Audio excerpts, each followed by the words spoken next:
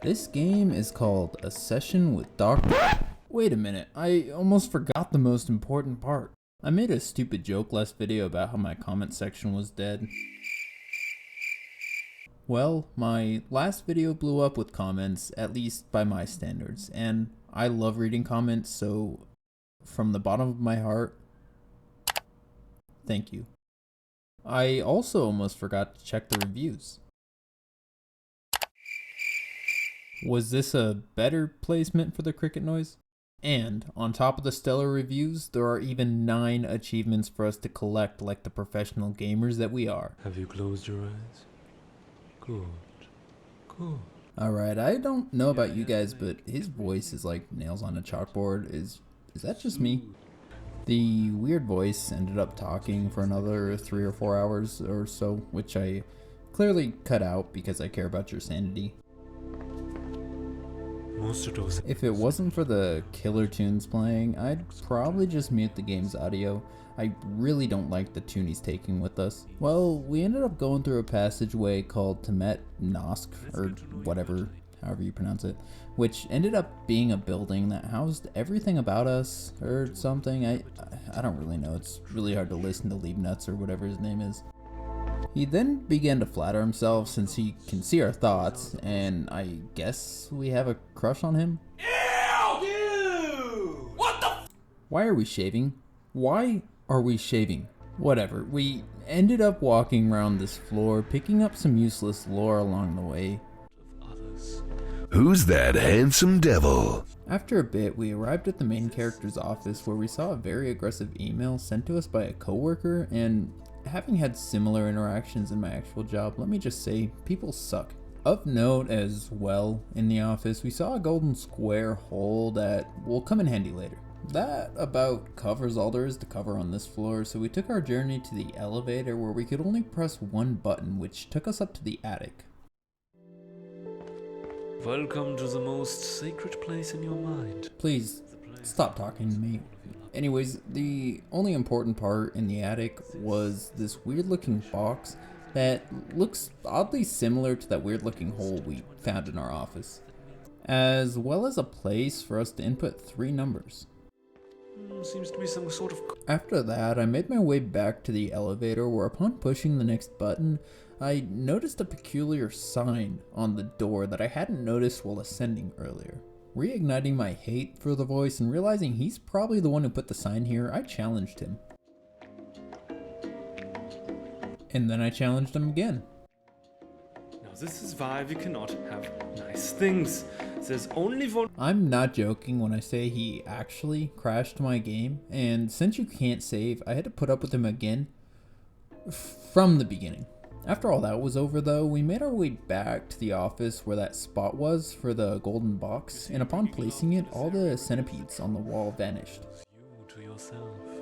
A man. That was pretty much it though, so we returned to the elevator where another button was unlocked for us to press, and upon pressing it, Mr. Testicles decided to try his hand at a little joke. Now I'm afraid that's all we had time for today. You will find the bill on your email, and of course it's the same price for each level of your mind we unlock. Of course, I'm just kidding. Could you imagine paying that much just to be healthy enough to suffer? Yep, very funny. The next floor led us to some weird foam Cupid or something. It turned out to be completely pointless though, as we never actually returned here.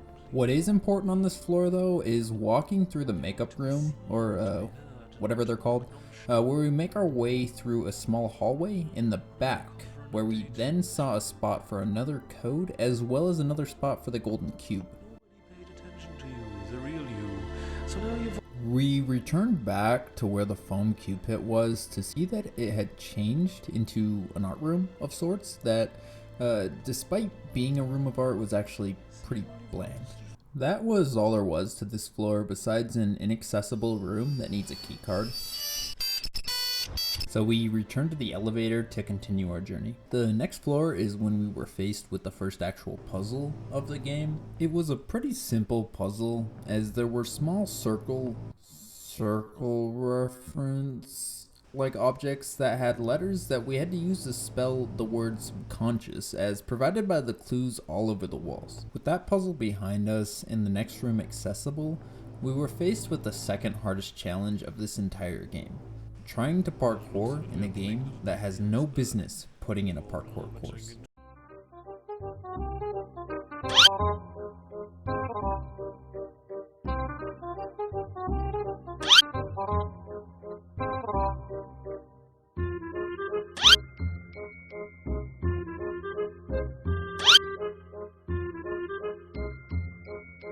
After a few hours, we had finally reached the end, which was just another place for us to put the golden box. All that did though was unlock a hallway that had a giant hole at the end of it, and upon jumping into the hole, because what else would we do, we landed on the next floor. This next floor appeared to be a street of sorts that the voice referred to as Memory Lane. There wasn't a whole lot to it, but at the end of the street I noticed some keys on the ground, and unaware at the time of how to use them, I just carried one around for a bit until I figured out that they go in the keyholes. With both keys in, a book fell from the sky, and upon opening it, we found a date at the bottom. This date, of course, is likely the code we needed earlier. The rest of the floor just consisted of placing the golden box in its spot in order to open another alley that just led to a book signed by 3. With that relevant information in our head, we returned back to place the code in order to unlock whatever was waiting for us.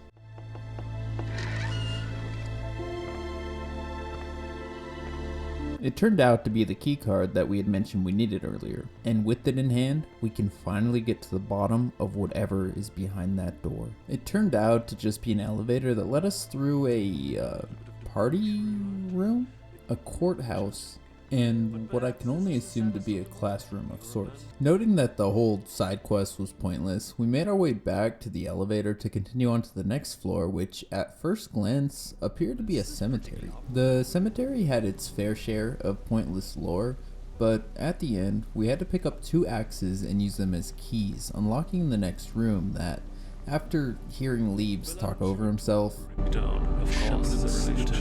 housed the next spot for the golden box. I suppose the solution is quite simple. After leaving that area, before we made it back to the elevator, we noticed another hole that we just had to jump into. This hole just led us to another puzzle that involved turning shapes to face the right direction, which then unlocked another door that brought us to another hole. I know people hate when I speed up the ending, but I'm gonna speed this one up because it was almost the end of the game and it was getting a bit repetitive.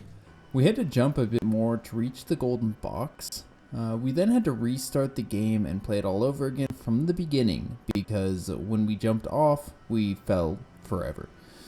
And then we had to place the golden box in one final spot, which brought up the end screen of the game. And you think I rush endings. And with this game behind us and all achievements in hand, well, back to it. Have you closed your eyes? Yeah, I'm not doing that again. Please subscribe.